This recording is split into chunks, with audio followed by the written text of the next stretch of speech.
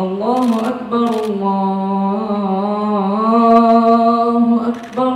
ഇവർ 3 പേരും ചേർന്നാണ് ജുമുഅയ്ക്ക് നേതൃത്വം നൽകിയത്. 3 പേർക്കും കാഴ്ചയില്ല. പക്ഷേ ഇവരെ ചേർത്ത് നിർത്തുന്ന മഅദിൻ ഗ്രാൻഡ് മസ്ജിദിലുള്ളവർ മതിയല്ലോ ഈ നാളുകൾ സന്തോഷമുള്ളതാകാൻ.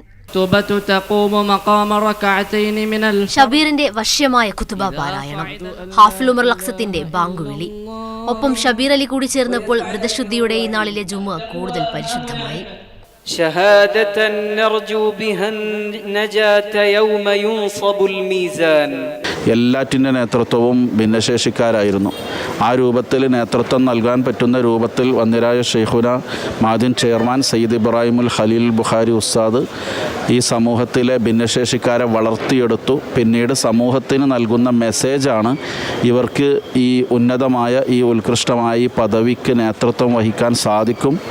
ഇതൊരു പ്രധാനപ്പെട്ട മെസ്സേജായിട്ടാണ് നമ്മൾ എല്ലാവരും സമൂഹം മനസ്സിലാക്കേണ്ടത്. താൽക്കാലിക ഉപാധിക്ക് മാത്രം അഭയം പ്രാപിക്കുന്ന ഒരു പുതുതലമുറയാണ് നമ്മുടെ മുന്നിൽ ഇന്ന് ജീവിച്ചു കൊണ്ടിരിക്കുന്നത്. 3 പേരും മഅദിൻ തഹ്ഫീലുൽ ഖുർആൻ കോളേജിലെ വിദ്യാർത്ഥികളാണ്.